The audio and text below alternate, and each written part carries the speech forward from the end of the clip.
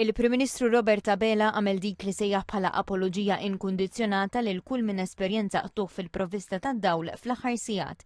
Dan fl-isfond ta' mewġa ta' sħana li kompli tpoġġi pressjoni fuq is-sistema tad-distribuzzjoni tal-elettriku.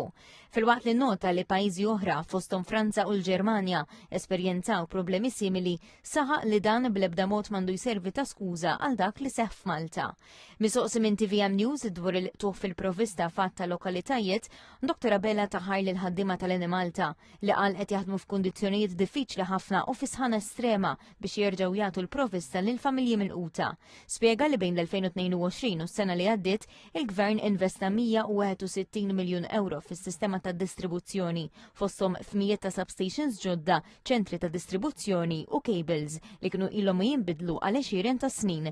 Dr. Abela saħaq li l-problema mhix fil-ġenerazzjoni tal-elettriku, iżda fin-netwerk tad-distribuzzjoni li jwassal il-kurrent sad-djar. Għal xogħlijiet li saru wara s-sajf tal-2023 taw riżultati pożittivi f'diversi żoni, iżda rikonoxxa li f'partijiet oħra għad hemm bżonn aktar xogħol, għalhekk ta' impenn li titħaffef ir-rata tax-xogħlijiet u jissaħħaħ aktar l-investiment biex tinbena sistema ta' distribuzzjoni aktar reżiljenti u jitnaqqas ir-riskju li episodji simili jerġgħu iseħħu. Il-Prim Ministru qal ukoll li l-Gvern mhux jeskludi diskussjonijiet dwar skema ta' kumpens għal persuni milquta. Mistoqsi dwar xogħlijiet bla permess f'bini ta' padel courts f'Manuel Island, Dr. Abela kundanna kull xogħol illegali u ċara li l-planning gain imposta kienet ta' 25,000 euro u mhux 900 euro.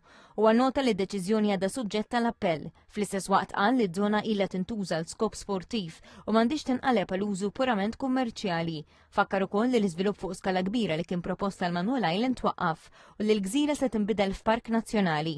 Mistoqsi dwar il-pont pedonali fl-Imsida, il-Prim Ministru qal li d-diskussjonijiet għadhom għaddejjin mal-Kunsilli Lokali fil-madwar. Il-Prim Ministru sosta li dan huwa proġett ta' importanza nazzjonali li minn barra l-aspett urban irid iqis ukoll is-sigurtà fid-dawl tal-volum qawwi tat traffiku li jgħaddi miż-żona.